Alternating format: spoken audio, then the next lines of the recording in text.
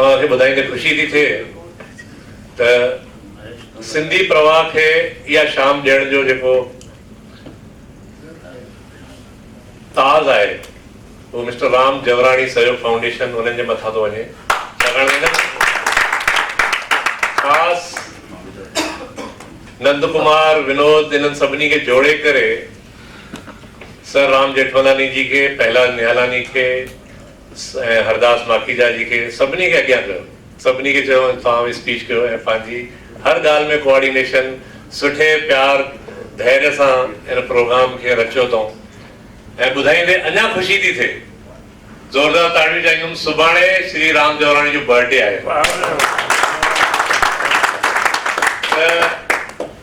अॼु जी इन यादगार शाम में जिते असांजा इहे ख़ासि सिंधियुनि जूं शख़्सियत असां सां गॾियूं आहिनि, त हुनमें राम जवराणी सहयोग फाउंडेशन सयादरी डीडी ते इन्हनि जो तमामु सुठा इंटरव्यूज़ ऐं प्रोग्राम्स हलंदा आहिनि।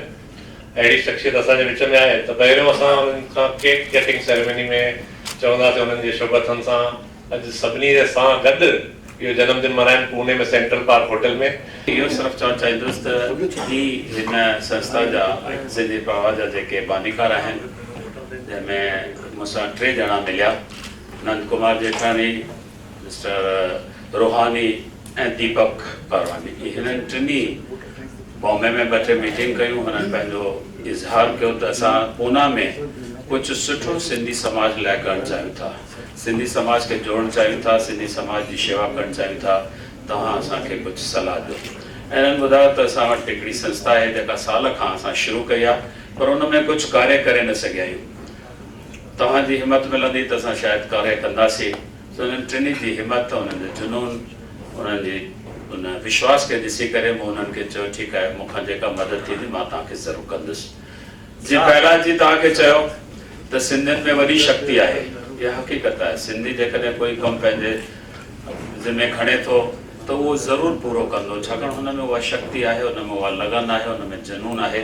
अॼु मां त ईअं चवंदो आहियां त जेके असां स्कूल में पढ़ंदा हुआसीं, कॉलेज में पढ़ंदा हुआसीं, त अंग्रेज़नि जे सिर मथां सिज नथो लहे, छाकाणि अंग्रेज़नि जो राज हो हरनि। पर अॼु मां हुनखे फेराए करे ईअं चवंदो आहियां त सिंधियुनि जे सिर मथां कॾहिं बि सिज नथो लहे।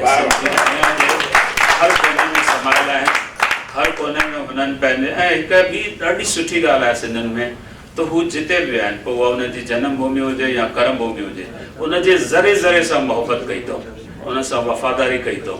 जिते विया आहिनि उते मोहबत खणी विया आहिनि, सभिनी खे गॾु कयो अथऊं। उहा असांजो हिकिड़ो तमामु वेझो करण जी जेका भावना आहे, सभिनी सां मिली हलण जी, उहा तमामु सुठी आहे। असांजी दादी पोपटी यादि थी अचे मूंखे, उहा चवंदी राम असां में हिकिड़ो गुण जेकॾहिं हुजे हा, ॿियनि जूं त असां खणूं था, जेके बि रीतू रस्मूं ॾिसूं था, पर असां पंहिंजूं परंपराऊं रीतू रस्मूं इन ॿिनि कम्यूनिटीज़ ताईं पहुचाए न सघिया आहियूं। मूं चयो दादी कहिड़ियूं असां खयूं आहिनि, छा थियो आहे? चई बेटा इहे जेके लेडीज़ असांजूं भेनर माउर जेके सिंदूर लॻाइनि थियूं पियूं, इहा महाराष्ट्र जी देन आहे। जेकॾहिं उहे मेहंदी लॻाइनि थियूं त इहा असांखे पंजाब जी देन आहे। जेकॾहिं वारनि में गुल लॻाइनि थियूं त हीअ साउथ जी देन आहे। असां पंहिंजूं सभु ॻाल्हियूं विसारे छॾियूं आहिनि। त मंगल सूत्र जेको आहे उहो महाराष्ट्र जो आहे, सिंदूर यूपीअ जो आहे। अहिड़े नमूने हुननि जो सभिनी वटां असांजी भेनरुनि इहो सॼी परंपराऊं खयूं आहिनि, पर पंहिंजूं झुमर छेज उहो पंहिंजे किथे बि असां नथा ॾियूं। असांजा नौजवान पुछनि था साईं त छा आहे? जेकॾहिं असीं बंगाल जे तरफ़ ॾिसूं था त असांखे रविंद्रनाथ टैगोर नज़र अचे थो, असांखे हुते जेका दुर्गा पूजा जी नज़र अचे थी, हुते भक्ति आहे। जेकॾहिं महाराष्ट्र में ॾिसूं था त लोकमान्य तिलक आहे, या असां वटि गणपति पूजा थिए थी। पंजाब में ॾिसूं था त चवनि था भगत सिंह जो कार्य तमामु, भगत सिंह जी कुर्बानी तमामु वॾी इतिहास में वॾो योगदानु आहे, या हुते भांगड़ा नज़र अचे थी।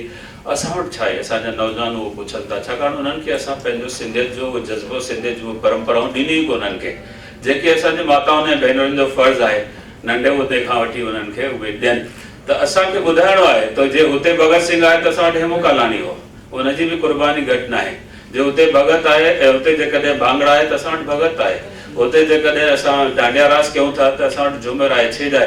असां वटि कुझु बि कमी कोन्हे। जेकॾहिं रविंद्रनाथ टैगोर हुयो त असां वटि शाह सचिन स्वामी जहिड़ा शाइर ऐं लेखक आहिनि। सो असांजो पहिरियों फ़र्ज़ु थिए थो, मां हिन करे हिननि टिनी सॼणनि खे चयो त घणेई संस्थाऊं खुलनि थियूं ऐं वक़्तु हलंदे हलंदे शौहरत जे हुन धुंध में ग़ाइबु थी वेंदियूं आहिनि।